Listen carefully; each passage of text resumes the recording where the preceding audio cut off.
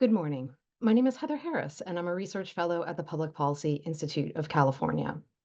Welcome to today's virtual briefing, which features findings from our latest report, California Prison Programs and Reentry Pathways. Our research and this briefing were supported with funding from the Michelson 20MM Foundation, and we thank them for their generous support. During today's briefing, I'm going to present some findings from this report, and then I'll answer questions from our virtual audience. If you have questions at this time or at any time while I'm talking, please send them along with your name and your organization to the email address you see on the screen, ppiceventquestions@gmail.com. As a reminder, PPIC is a public charity. As such, we do not take or support any positions on any ballot measure or any legislation. In addition, we do not support, endorse, or oppose any political parties or candidates for public office. And with that, we'll get started.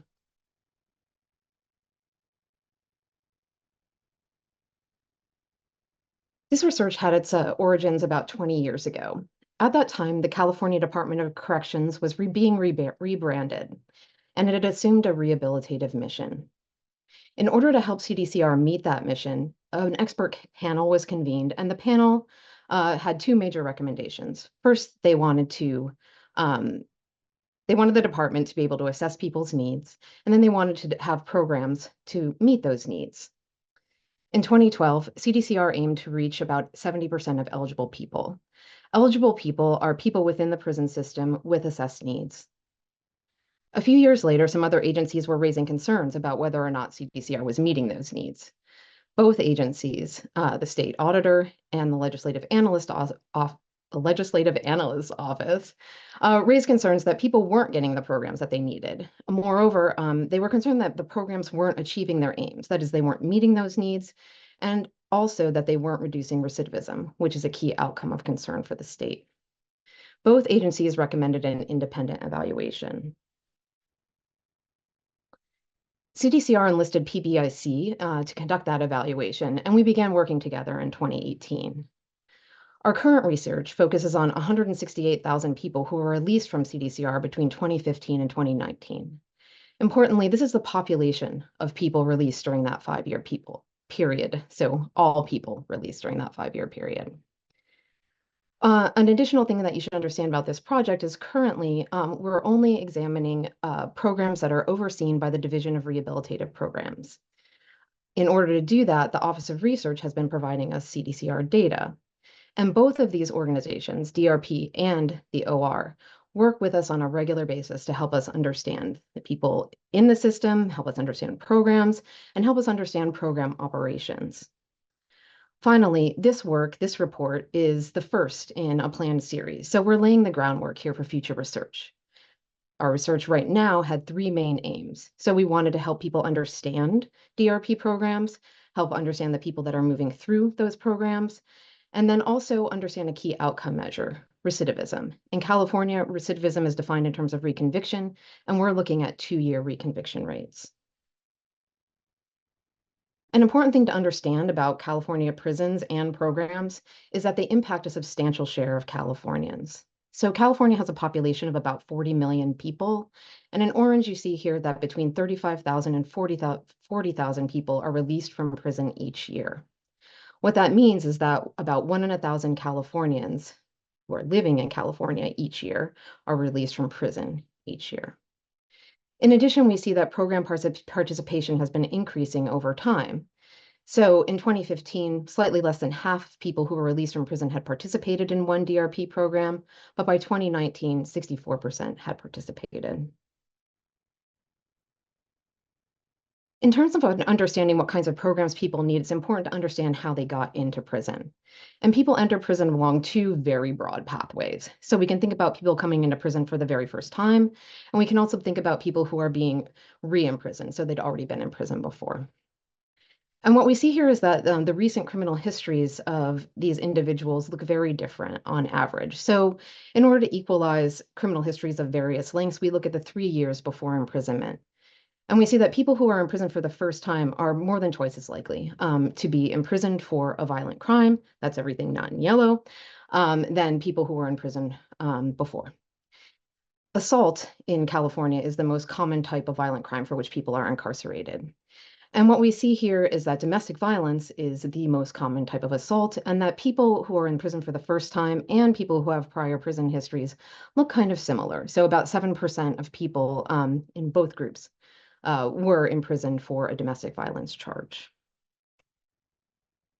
Aside from their criminal histories, remember I said that the expert panel had recommended that CDCR assess people's needs when they come into prison. And they wanted to do that so those needs could be addressed and CDCR could achieve its rehabilitative mission.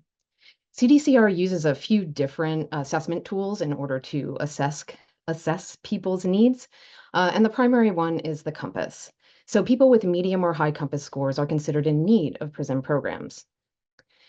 In our sample, you can see in orange that 40% of people had need for educational programming when they came into prison. CDCR also assesses educational levels, so understanding what kinds of education programs they need. They do that using the test of adult basic education. And that showed that people have average middle school level achievement in both reading and math. So 8th grade reading skills and 6th grade math skills. In the middle in blue are people's what we call rehabilitative needs, and these are essentially behavioral needs. And obviously, the most prevalent one of them is substance abuse needs. So 68% of people came into prison with a substance use need. Finally, at the bottom of your screen, you see in yellow that 41% of people also needed employment programs. So what are these programs? CDCR and DRP specifically offers programs in education, employment, and rehabilitative. We at PPIC group these programs together so that we can talk about similar programs at the same time. Education programs include primary and secondary education for adults and college courses. Rehabilitative programs target those assessed needs, so substance use disorder, anger management, criminal thinking, and problems with relationships. Employment programs in CDCR include 18 different career technical education or vocational training programs. Transitions is a bespoke job readiness and financial literacy course. And the Cal ID program was created by the legislature 10 years ago in order to give people IDs when they came out of prison. During our study period, the number of programs and the number of slots that were available expanded. So education programs were available across the prison system even before 2014. So we see a 9% increase in the number of available slots as CDCR hired more teachers. For rehabilitative and employment programs, the increase is due to both expanding across the prison system, offering some new programs, and also expanding the available slots in those programs. And so what we see here is, a tripling of the number of available slots by those areas. Although, participation increased dramatically during this time, the rates actually stayed pretty low. So here, the baseline is the entire sample, and what we're showing you are the courses that had the highest and the lowest prevalence of participation.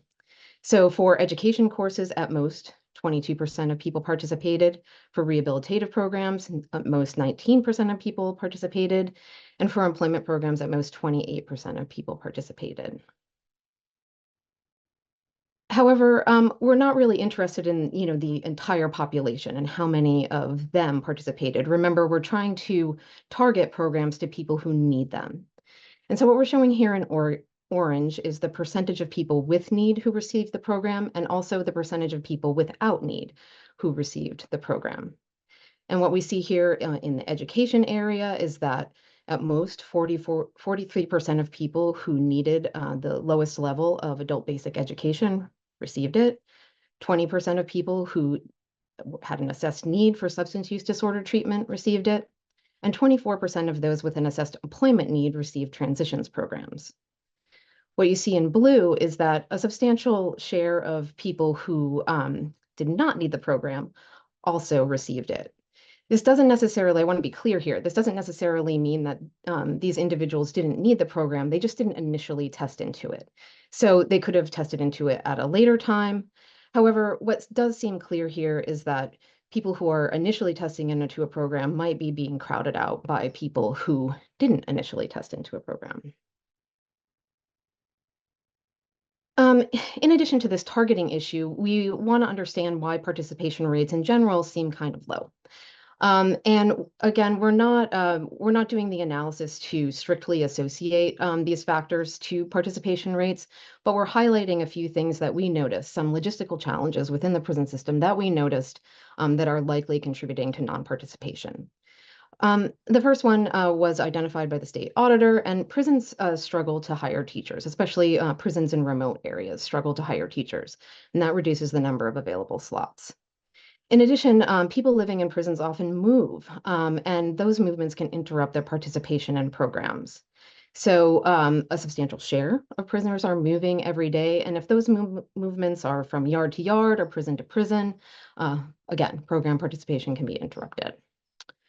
However, a big factor is that a lot of people look like they're not spending enough time in prison to participate. So in California, people serve about 60% of their prison sentences, and that's an average. And what this is translating into is about 40% of people who are released from prison serve 1 year or less in prison.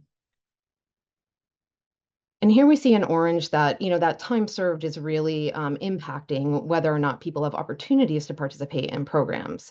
So if you look at the rehabilitative row or column in the middle, what you see is that 29% of people who were in prison for more than 1 year had opportunities to participate, whereas at most 13% of people who were in for less than a year did. So switching gears a little bit here, we're going to talk about recidivism. Again, I'm not associating recidivism to program participation. What we're trying to do is really understand trends in the outcome measure. So in 2012, reconviction rates, 2-year reconviction rates stood at 44%. And in my sample, several years later, it's at 37%. So 37% of people are reconvicted within 2 years. That 7 percentage point drop, you might think, wow, that could have something to do with prison programs. However, it's likely that a lot of it did not. And that's because during the pandemic, reconviction and, or well, just regular conviction and arrest rates fell dramatically. And we see that here in our graph. So uh, in 2018, the 2-year follow-up period starts to intersect with the onset of the pandemic. And as people are released further in time, more and more of their follow-up period is intersecting with the pandemic. And so what we see here is that relatively stable reconviction rates before that 2018 release, and then a dropping off as more and more of the follow-up period is encompassed by the pandemic. What we also see is something that is fairly common, and that's that people, remember we talked about those two broad pathways, people who've been in prison before are much more likely than people who had been in prison for the first time to be reconvicted. And there's a 10 percentage point gap that eventually narrows to 2 percentage points. These next two slides I'm going to spend wrapping up a little bit. So the state has made considerable investments in providing programs to imprisoned people. However, it looks like additional investments are necessary. And that's because participation is low. So what we see is a lot of people are coming into prison with substantial needs. So most prisoners have at least one need. And those needs range from need for substance abuse programs and also low educational achievement. But what we also saw is that targeting those programs to people within need is a little bit difficult. So quite a few people who didn't need programs got them, and at the same time, people who did need them were not getting them. So targeting programs more accurately could help increase participation rates. Additionally, people have not necessarily specialized, but needs for substance use and violence prevention programs that go beyond what CDCR was offering at this time. So not just in California, but nationally, people who return home are very likely to commit domestic violence, and we don't really understand why. In California, we saw that 7% of people who were imprisoned were actually imprisoned on domestic violence charges. Similarly, substance use is a substantial problem. It's a problem before prison, and it's also a problem after prison. Before prison, 68% of people had that substance use need. After prison, we see high drug rearrest rates. So 62% of people were rearrested within 2 years, and a substantial share of those arrests have to do with drugs and specifically drug possession. What this is suggesting is that interventions to address domestic violence and to address substance use can help ease the reentry process. So, of course, this research leaves many questions open, and I'm happy to answer them now. So the first question is from Antonio with the Ella Baker Center for Human Rights. Why has participation in CDCR programs been low? Is it due to too many applicants? So I mentioned a few reasons why we think participation is low, and some of it is simply logistical challenges around how long people are spending in prison. CDCR has made some changes in order to address this problem. So assessment processes used to take 3 months, and now they're supposed to take a month. So that might help give people more opportunities to engage with programs. And, specifically, you termed programs as applicants. People don't really apply for programs. Well, they apply for some programs in CDCR, but other programs are mandatory. So, for example, if you don't have a high school education, participation in education programs to achieve that high school degree is mandatory. Likewise, if you have an assessed need for a rehabilitative program, participation in that program is mandatory. From Suki at KQED, did your study look at how security safety concerns interrupt or present participation in programs? That's actually like a really great question. And and this particular study, we did not look at how rules violations are impacting programs. However, we have that data and we do plan to look at it. So, and Suki is right. So rules violations, and particularly the punishments that go along with them, could potentially impact prison programs. And I don't know yet the extent to which that will happen, but stay tuned. We are actually looking at that. A viewer in Sacramento asks, can individuals refuse programming or choose what jobs or programs they get to do? So as I was saying in an answer to a prior question, some programs are mandatory. So education programs, if you don't have a degree, and rehabilitative programs if you have an assessed need. But other programs, other people don't have to participate. If you have a high school degree, you don't have to have job training program like CTE. Career technical education, sorry. And you also, you don't have to go on to college if you don't want to, but CDCR does provide opportunities if people want to do that. Similarly, other programs are, purely voluntary. So career technical education is one of those that people volunteer for. From an audience member in San Jose, for the increases in rehabilitation and employment program slots, were there specific programs that drove these upticks? The answer is no. They're pretty much universal. So they all, and I want to be clear, it's not really an uptick, it's kind of an explosion of program slots that were available. So doubling or tripling in nearly all cases. So those substance use, tripled, and other behavioral programs similar, doubling or tripling of the number of available slots. The same was true for transitions. It wasn't as true for CTE programs, and that's because a lot of career technical education programs require specialized facilities. So they require an auto shop or they require a machine shop, and there are just a limited number of people that can move through those programs. Have these increases continued after 2019? That's a follow-up. So those questions are that's also, as Suki's question, something that we're looking at. So currently our research is focusing on 2015 through 2019, but we are going to expand to look at people who were released between 2020 and 2023.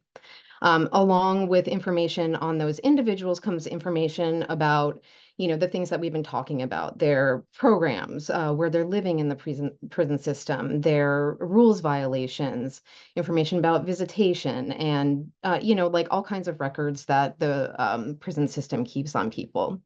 And so this is one of those questions that we'll be able to answer in future research. Question number 5 from San Francisco. Are people in some prisons getting more access to programs than people in other prisons? And then a follow-up question, does program participation differ for different demographic subgroups? Okay, so the first is yes. Program access does vary by prison. We're not reporting on the specific prisons just yet. That is, again, something that we'll report on in future research. However, we know that for certain programs, women might have greater access than men for some programs. And that's because women are only in 2 prisons, whereas men are in, 30 prisons. There's a lot more variability on the men's side than there is on the women's side. And yes, our report does detail some substantial differences by race, gender, and age in for demographic groups. So if you look at the technical appendix to our report, I know 100 pages, but if you look at the technical appendix to our report, you can really take a deep dive into variability across program participation rates across demographic groups. Um, David at California Health Policy Strategies asks, was the CDCR integrated drug treatment program part of the evaluation? There's two questions here. I'm going to answer the first one first. Not at this time. So that program went live in 2020. And so our current sample precedes the changeover in substance use treatment. So for people who don't know, one of the things that has changed between 2015 and 2019 is CDCR revamped substance use disorder treatment, both treatment and how people are assessed, so whether they actually need it. And we will be looking at that when we get the data associated with the 2020 to 2023 release cohort. Okay, the second part of the question is the problem lack of treatment capacity in the community when inmates are released? So that is actually something that I haven't been looking at. So right now, our work focuses on in-prison programs. We have been talking with DRP about once this project is done, perhaps branching out into other kinds of programs. So post-prison programs and just other kinds of programs that are offered within CDCR. Whether that's going to happen or not is not clear, but it's something that we are certainly talking about. Okay, moving on to the next is Bethany Reentry with Senator Durazo's office. Is there a difference between CDCR programs and community-based in-prison programs in terms of outcomes? So, as I am not reporting really on outcomes related to the prison programs, I also can't speak to the community-based programs and what their outcomes are. So I am currently, me and my team, I should say, not I, are currently looking at just the DRP programs. All of the other types of programs that are running in prisons, and like I said, there are hundreds, a lot of other evaluators are looking at some of them. And my hope is that in the future, we might also be able to look at some of them so that I can provide you with that information. From Lisa at Mendocino College, is there an effort to connect motivated prisoners to external resources prior to exiting prison? What does that transition look like? This is also something that I don't know very much about. As I do know, the answer to your question is yes. And I don't exactly know what that transition looks like. Again, I'm not looking at those programs, but like I said, it is like a persistent question, and it kind of relates to what David was talking about or was asking me about earlier. And people really do need a lot of support when they come out of prison, and the more support that they have, the better off they're going to be. That support can come from families, it can come from programs, it can come from other organizations in the community. But the more that we can triangulate to help people succeed during that reentry process, the better off they're going to be. Tonya is with MHSOAC And her question is, have there been any analysis to see if there are statistical relations between educational program participation and other factors such as mental health, substance abuse, length of sentence, a whole host of things?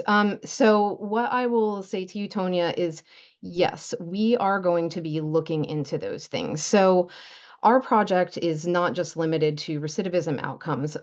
Ideally, we will be integrating all kinds of different data into this. So currently, we'll be looking at employment. We're hoping to be able to look at mortality outcomes. And then again, we are talking with CDCR about ways to measure their program efficacy across a broad range of outcomes. But I am actually not certain if we'll be able to accommodate all of the different ones that you mentioned, and that's partially due to data limitations. So we need to be able to link different kinds of data to CDCR data in order to assess program outcomes on the outside across these different domains.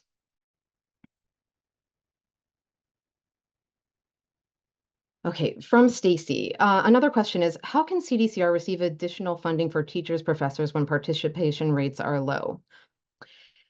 I'm also going to say that like how everything works on the funding side is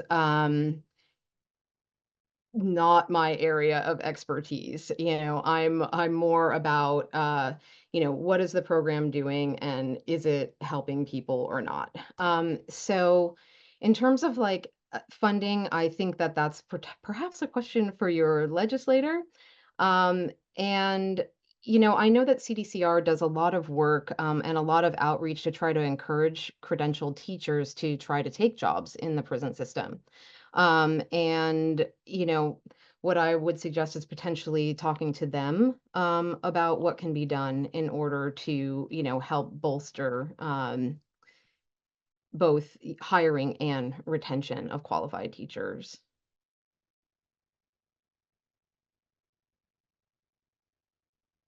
Okay, again from Suki at KQED. How did program capacity compare to demand at the institutional level? I noticed the report said one of the big issues are wait lists. Trying to get a sense of how much non-participation is because people can't get spots and how much is because people are opting out.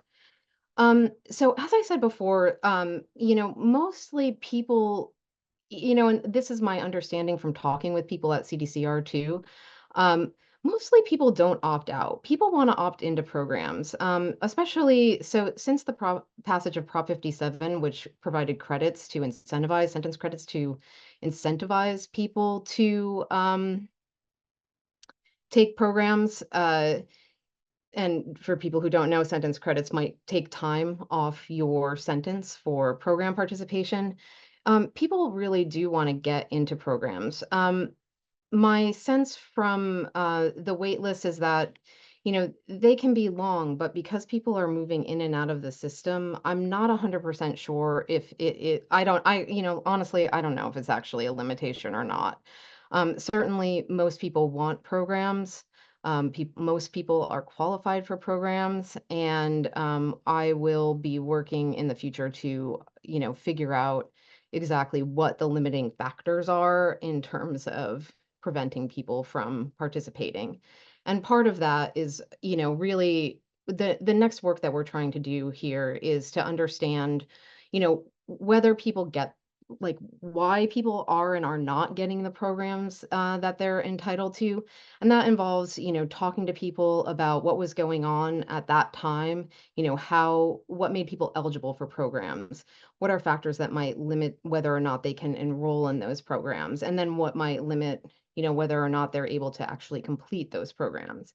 Um, and that's going to involve, sort of understanding all those processes and then being able to model them to figure out which ones are most important. So that's what we're working on right now. I see that we've come to the end of our questions. Hopefully everybody's questions were answered satisfactorily. And if they weren't, feel free to email me. Um, in closing, I would like to thank the Michelson 20MM Foundation for their support of today's program. And I'd also like to thank all of you for joining us online. If you have a moment, we would appreciate your feedback on this event. If you pre-registered, you'll receive an email with a link to a short survey. You can also scan the QR code on your screen right now. Finally, a recording of today's event will be available tomorrow afternoon on the PPI website, and it will be available on our YouTube channel. So you can watch it again, or you can share it with your colleagues. Thank you, and I hope you all have a great afternoon. Goodbye.